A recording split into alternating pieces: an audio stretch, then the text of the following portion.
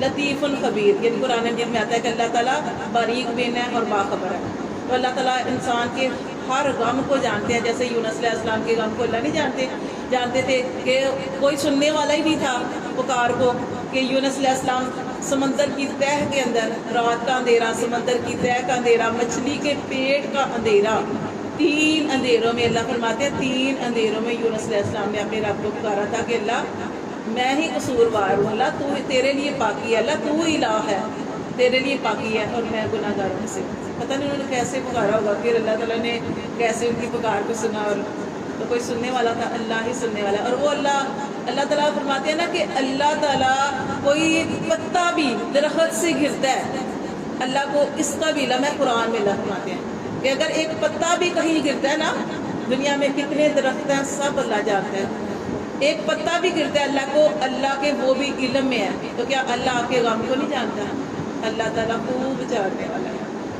بس اللہ کے اوپر بس اپنا سب سے پہلی بات یہ کہ ہر بندے کو تکلیفیں آتی ہیں، پریشانی آتی ہیں، تو اسباب بھی کرنے چاہیے. جیسے ابھی یہ بات کریں کہ بیماری آ جائے تو اسباب بھی اختیار کرنے چاہیے، لیکن توکل اللہ کی ذات ہے کہ اللہ تو نے ہی شفا دینی ہے، تو ہی کرنے والا ہے. سب سے پہلی طرف جو دھیان جانا چاہیے وہ اللہ ہی کی طرف جانا چاہیے کہ اگر اللہ نے کوئی مسئلہ ڈالا ہے، اگر پریشانی ڈالی ہے تو اللہ تعالیٰ نے ہی اس کا حل کرنا ہے. ہاں وہ اگر وہ علیحدہ چیز ہے، جیسے اسباب آپ اختیار کرتے ہیں، جیسے کہ آپ جانتے کہ نبی پاک صلی اللہ علیہ وسلم بھی جب مسجد حرام سے مسجد اقصیٰ گئے، آپ صلی اللہ علیہ وسلم نہ اونٹنی کو باندھتے، براق کو نہ باندھتے، آپ صلی اللہ علیہ وسلم نے باندھا اس کو باقاعدہ، پتھر کے اندر سوراخ تھا وہاں پہ آپ نے باندھا. کیوں باندھا؟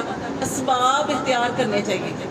اب آپ اپنے سونے کو، اپنے مال کو کھلا چھوڑ دیں، سب کے سامنے ایسے اپنے پیسوں کو، اپنی چیزوں کو گنتے رہیں، وہ آپ دوسروں کو چوری کی دعوت دے رہے ہیں. تو یہ ساری چیزیں ہیں کہ ایک چیز آپ بالکل کھلی چھوڑ، اس طرح نہیں ہوتا. آپ اپنی کیا ہے اپنے مال کو، اپنی چیز کو رکھتے ہیں نا سنبھال کے، پھر اللہ کا کلام بھی پڑھتے ہیں. جیسے میں بھی کوئی چیز رکھوں تو میں آیت الکرسی پڑھتی ہوں، سب سے پہلے آیت الکرسی پڑھتی ہوں کہ اللہ یہ چیز تیرے سپرد کی ہے، تو ہی حفاظت کرنے والا. تو اللہ کا کلام پھر اسباب بھی تیار کریں، اس کو سنبھالیں بھی، یہ سارا کچھ بھی کریں. تو یہ اس طریقے سے کر سکتے ہیں. تو باقی یہ کہ سب سے پہلے پریشانی کے اندر جس کی طرف دھیان جانا چاہیے وہ اللہ ہی کی طرف. جیسے کہ دیکھیں نبی پاک صلی اللہ علیہ وسلم کا بیٹا ابراہیم اور بھی ان کے بیٹے ہوئے، وہ بھی وفات پا گئے کیونکہ نبی پاک صلی اللہ علیہ وسلم سے آگے نسل تو نہیں چلنی تھی. تو آپ کا بیٹا اس دنیا سے گیا. تو ہر انسان کو اپنی اولاد سے محبت ہوتی ہے اور اولاد کا دکھ تو بہت ہوتا ہے. پھر نبی پاک صلی اللہ علیہ وسلم نے آپ کی آنکھوں سے آنسو جاری تھے اور آپ سے کیا فرما رہے تھے کہ آنکھ روتی ہے اور دل غمگین ہے. آنکھ رو رہی ہے، دل غمگین ہے، لیکن زبان سے وہی کروں گا کہ جس سے اللہ راضی ہو. پر اپنے بیٹے کا نام لے کے کہا کہ ابراہیم کہ تیری جدائی میں تکلیف پڑی ہے. تو باقی اللہ سے شکوہ نہیں کیا. اور آپ کو یہ بھی بات بتانی تھی کہ دیکھیں جب ہمارا بچہ پیدا ہوتا ہے، ہمارا بچہ اس دنیا میں آتا ہے، بچہ یا بچی، تو اس کے کان میں اذان دی جاتی ہے. تو یہ اذان دی جاتی ہے تو یہی ہے نا کہ اذان جب بچہ اس دنیا میں آتا ہے تو اذان دے دیتے ہیں، اس کے اذان ہو جائے. جیسے ہم نماز جنازہ اس کی اذان تو نہیں ہوتی، اذان بچہ جب پیدا ہوتا ہے تو دے دیتے ہیں. تو اذان دینے کا مطلب کیا ہوتا ہے کہ یہ بچہ ہم نے اس کی اذان دے دی ہے، اب یہ بچہ امانت ہے، چاہے اللہ کل لے جائے چاہے اس کو بڑی عمر کر کے لے جائے. تو پھر یہ ہم اللہ کے سپرد کر لیتے ہیں اپنے بچے یا بچی کو. یہ جو اذان ہوتی ہے بچے کے کان میں اذان دی جاتی ہے، اس وقت تو خوشی دی جاتی ہے کہ کان میں اذان دینی ہے اور یہ اقامت کرنی ہے. تو یہ ہوتا ہے کہ یہ اس وقت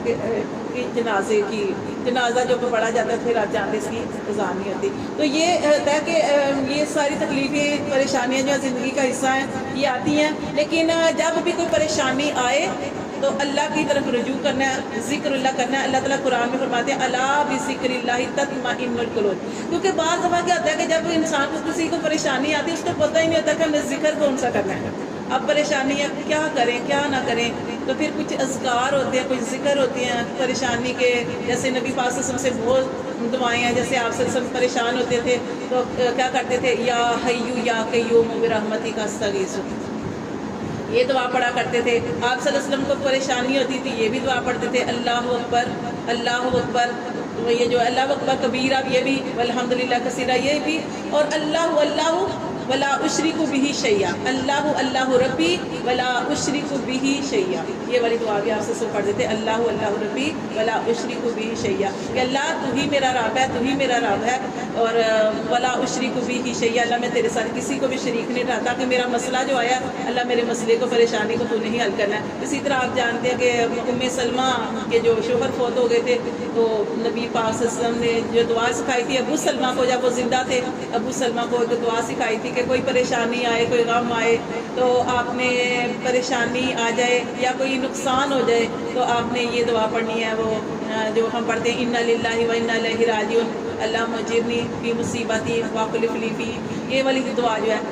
تو یہ ام سلمہ نے یہ دعا پڑھی تھی جب ابو سلمہ فوت ہوئے تھے، انہوں نے کہا کہ یہ ابو سلمہ نے آ کے بتائی تھی، تو چلو میں یہ دعا پڑھتی ہوں۔ یہ دعا پڑھنے کی وجہ سے کیا ہوا کہ اللہ تعالیٰ نے، حالانکہ وہ سوچا کرتی تھی کہ ابو سلمہ سے بہتر مجھے کون سا شوہر مل سکتا ہے، لیکن اس دعا کی برکت سے اللہم اجرنی فی مصیبتی واخلف لی، کیا آگے، خیر منہا، کہ اللہ تعالیٰ مجھے اس مصیبت میں اجر عطا فرما، اور مجھے اس سے بہتر یعنی نعم البدل عطا فرما، اس کا مطلب یہ ہے، ٹھیک ہے۔ تو یہ دعا پڑھی تو اللہ تعالیٰ نے نبی پاک صلی اللہ علیہ وسلم جو ہے ان کو، وہ ان کے نکاح میں چلی گئی، کہ خود نبی پاک صلی اللہ علیہ وسلم نے ان سے نکاح کے بارے میں کہا۔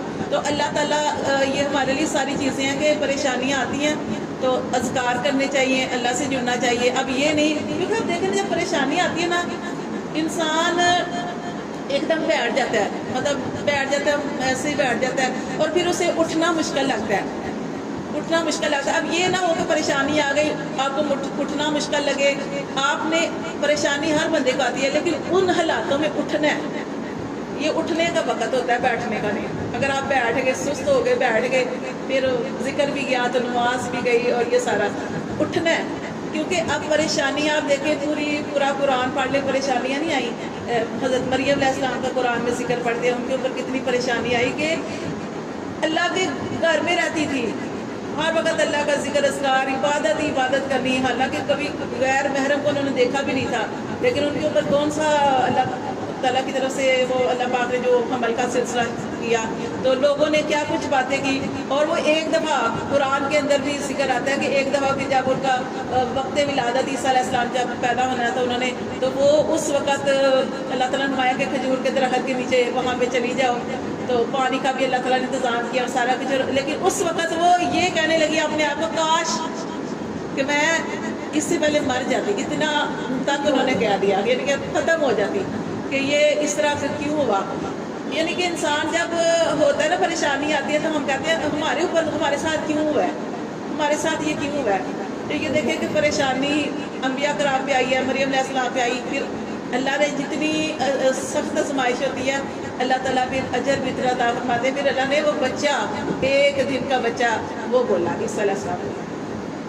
پریشانی آپ دیکھیں ہر نبی پہ آئی ہیں، نوح علیہ السلام بھی آزمائے گئے اپنے بیٹے کی وجہ سے، پھر ان کا ایک بیٹا جو تھا وہ کشتی میں نہیں بیٹھا، اور انہیں دکھ تھا، اپنی اولاد کا دکھ ہوتا ہے، لیکن اللہ تعالیٰ نے فرمایا وہ تمہارا اہل نہیں ہے، حالانکہ ان کے دل میں تھی اتنی محبت اپنے بیٹے کی۔ پھر انہوں نے اس بات کو کہا کہ نہیں اللہ تعالیٰ کہ میرے اہل یہ ہے جو سوار ہو گئے ہیں، اور انہوں نے اپنے بیٹے کو، انہوں نے کہا کہ یہ میرے اہل ہیں، اور انہوں نے اس بات کو مطلب کہا کہ اللہ تعالیٰ جو بھی ہوا اس کا قصور تھا، جو بھی وہ بھٹکنے والوں میں سے ہوا، لیکن اللہ تعالیٰ نے ان کی آزمائش کی، لوط علیہ السلام کی آزمائش کی، ان کی بیوی جو تھی وہ پیچھے رہ گئی، ایوب علیہ السلام جو تھے وہ آزمائے گئے، بیماری آئی، سخت آزمائش میں آئے، اور وہ انہوں نے کتنی پیاری دعا تھی وہ پھر انہوں نے پڑھی بیماری کے اندر، ٹھیک ہے، وہ دعائیں جو ہیں بیماریوں کی دعا جو جیسے انہوں نے پڑھی، بیماری میں بھی پڑھ سکتے ہیں اور پریشانی کے اندر بھی ان کی وہ دعا پڑھ سکتے ہیں، ربی انی مسنی الضر وانت ارحم الراحمین، یہ والی دعا نا، سخت پریشانی کے اندر، بیماری کے اندر یہ دعا پڑھ سکتے ہیں۔ یعقوب علیہ السلام آزمائے گئے اپنے بیٹے کی وجہ سے، اور یوسف علیہ السلام کی کتنی جگہ پہ آزمائش ہوئی کہ بھائیوں سے آزمائے گئے، پھر وہ عورت سے آزمائے گئے، پھر جیل میں آزمائے گئے، مطلب ساری آزمائشوں میں پھر اللہ تعالیٰ نے اجر بھی اتنا زیادہ عطا فرما دیا۔ تو یہ آزمائشیں جو ہیں وہ آتی ہیں، زندگی کا حصہ ہے، لیکن مایوس نہیں ہونا، اللہ تعالیٰ سے ہی لو لگانی ہے اور اللہ تعالیٰ ہی کی طرف جانا ہے، کیونکہ نبی پاک صلی اللہ علیہ وسلم کی حدیث کا ہوا ہے جس کے ساتھ اللہ تعالیٰ بلائی کا ارادہ کرتے ہیں اللہ اس کے اوپر کسی نہ کسی تکلیف میں اس بندے کو مبتلا کر دیتے ہیں۔ اور جس کے اوپر جس کے ساتھ اللہ تعالیٰ برائی کا ارادہ کرتے ہیں تو اللہ تعالیٰ اس کے گناہوں کے باوجود اسے دنیا میں سزا دیتے ہی نہیں ہیں. جیسے ہم کہتے ہیں نا یہ اتنا گناہ گار ہے اس کو تو کبھی کچھ ہوا ہی نہیں ہے, تو اللہ کہتے ہیں کھلا چھوڑ دیتا ہوں, کھلا. اس لیے جب کوئی پریشانی نہ آئے تب بھی پریشان ہونا چاہیے. جیسے بیماری, کبھی کبھی بخار آ گیا, سر میں درد ہو گیا, کبھی بچے کی طرف سے تھوڑی آ گئی, کبھی کچھ ہو گیا, یہ پریشانیاں انسان کو اللہ کے ساتھ جوڑتی ہیں. اور آپ جانتے ہیں کہ جب پریشانی آتی ہے یا بیماری آتی ہے انسان کتنا عاجز ہو جاتا ہے, کتنا عاجزی کرنے والا ہو جاتا ہے. تو یہ اس لیے آتی ہے انسان کو جھکانے کے لیے آتی ہیں کہ انسان جو ہے یہ تسلیم کرے کہ اللہ ہی کی ذات سب سے بڑی ہے, اللہ نے یہ تکلیف ڈالی ہے تو اللہ ہی دور کرے گا, ہاں وہ ہاتھوں کی کمائی ہے یا آزمائش ہے جو بھی ہے. تو یہ اس طریقے سے اللہ تعالیٰ کے ساتھ ہی جڑنا چاہیے. اللہ تعالیٰ ہی تکلیف ڈالتے ہیں اور اللہ تعالیٰ ہی نے اس کو دور کرنا ہے. ایک دفعہ حضرت ابوبکر صدیق رضی اللہ تعالیٰ عنہ انہوں نے کہا کہ اللہ کے رسول پھر اللہ تعالیٰ ہمیں نجات کیسے دے گا, یا پھر جو ہمارے اوپر تکلیف آتی ہے اس کا بدلہ ہمیں کیسے ملے گا. تو قرآن میں اللہ تعالیٰ نے فرما دیا وَمَن يَعْمَلْ سُوءًا يُجْزَ بِهِ, کہ جو برائی کرے گا برائی کا بدلہ پائے گا, اور جو اچھائی کرے گا اللہ تعالیٰ اس کو اجر عطا فرمائیں گے. تو پھر آپ صلی اللہ علیہ وسلم نے یہ بھی فرمایا تھا کہ اے ابراہیم, ابوبکر صدیق, کیا تم بیمار نہیں ہوتے, کیا تم غمگین نہیں ہوتے, کیا تم رنجیدہ نہیں ہوتے, کبھی ہمارے اوپر معاش کی تنگی نہیں آتی, کیا آتی ہے نا یہ ساری چیزیں. تو یہ جو ساری چیزیں آتی ہیں یہ ہمیں اللہ, جب ہم دنیا میں کوئی چھوٹا موٹا غلطی کرتے ہیں, گناہ کرتے ہیں, تو اللہ تعالیٰ ہمیں کبھی رنجیدہ کر دیتے ہیں, کبھی کسی قسم کی پریشانی, کبھی غربت ڈال دیتے ہیں, کبھی بچے کی طرف سے تکلیف آ گئی, کبھی کسی کی طرف سے تکلیف آ گئی. تو اس لیے یہ جو تکلیفیں آتی ہیں یہ گناہوں کو دھو ڈالتی ہیں. جب تکلیفیں آتی ہیں نا انسان کے گناہ جو ہیں وہ ختم ہو جاتے ہیں. اور جب انسان کے اوپر تکلیف آتی ہے تو اللہ تعالیٰ فرماتے ہیں کہ میں انسان کی بے شک انسان کی وجہ سے ہی آئے, اس کی تکلیف کو بھی دور کر دیتا ہوں جب وہ اللہ کی طرف جھک جاتا ہے, اللہ سے جڑ جاتا ہے. اور سب سے بڑی چیز کیا ہے, صدقہ بھی, جیسے پڑھے تھے صدقہ بھی دینا چاہیے, دعا کا اہتمام بھی کرنا چاہیے. نماز پڑھنے کے بعد جو نوافل ہے نوافل پڑھنے چاہیے. نوافل کے اندر بے شک 2 ہی نفل پڑھیں, ضروری نہیں کہ آپ بہت زیادہ نفل جو ہے ان کی نیت کر لیں. 2 نفل بے شک حاجت کے پڑھیں, کوئی بھی آپ کا مسئلہ ہے حاجت کے 2 نفل پڑھیں. نفلوں کے اندر جیسے کہ آپ جانتے ہیں کہ نفلوں کے اندر ایک چیز کو ہم بار بار کہہ سکتے ہیں. مثال کے طور پہ یہاں کھڑے ہو کے جیسے سورۃ فاتحہ پڑھی ہے, سورۃ فاتحہ کے بعد آپ کو کوئی دعا پڑھنے کا دل کر رہا ہے, جیسے آپ کریں ربنا ظلمنا انفسنا, آپ اس دعا کو بے شک 11 دفعہ پڑھ لو, 12 دفعہ پڑھ لو, کوئی مسئلہ نہیں ہے. کہ نوافلوں کے اندر یہ ساری چیزیں کر سکیں, فرائض کے اندر ہم تبدیلی نہیں کر سکتے. اسی طرح آپ نے کوئی بھی دعا یہاں پہ پڑھی ہے, پھر آپ باقی تو اسی طرح کریں گے, رکوع سجدہ سارا قیام. اس کے بعد لیکن جب آپ سجدہ کریں گے, سجدے میں بھی وہ تسبیح پڑھنے کے بعد آپ اللہ سے اپنی جو آپ کی دل کے اندر چیزیں ہیں وہ اللہ تعالیٰ سے کہہ سکتے ہیں, یعنی اس سجدے کے حالت میں بھی دعا مانگ سکتے ہیں. تو یہ جو 2 رکعات آپ اس طریقے سے پڑھیں گے نا تو جو بھی مسئلہ ہوگا انشاءاللہ تعالیٰ, یعنی اللہ سے جڑیں گے. آپ دیکھیں نا پریشانی آ گئی, صدقہ دیا, دعا پڑھی, اپنے معاملات بھی دیکھیں کہ ہم کسی کے اوپر ظلم زیادتی کے معاملے تو نہیں کر رہے ہماری وجہ سے, یعنی یہ دیکھیں عبادت اپنی جگہ ہے. یہ ساری چیزیں بھی دیکھنی چاہیے کہ عبادت بھی کرنی ہے اور ساتھ میں یہ کرنا ہے کہ کوئی آپ کو دکھ دے رہا دے, آپ نے کسی کو تکلیف نہیں دینی. یہ ساری چیزیں بھی دیکھنی ہے اور ساتھ آپ نے نوافل جو ہے وہ پڑھنے ہیں. اور پھر دیکھنا ہے کہ ہمارے نبی صلی اللہ علیہ وسلم کے اوپر تو اتنی تکلیفیں آئی, بیٹا اس دنیا سے چلا گیا, جتنے پیار کرنے والے تھے وہ چلے گئے. حضرت خدیجہ سے اتنی زیادہ ان کو اتنی زیادہ محبت تھی کہ آپ کا بعد میں بھی ذکر کرتے تھے کہ حضرت عائشہ بھی اس بات سے تھوڑا سا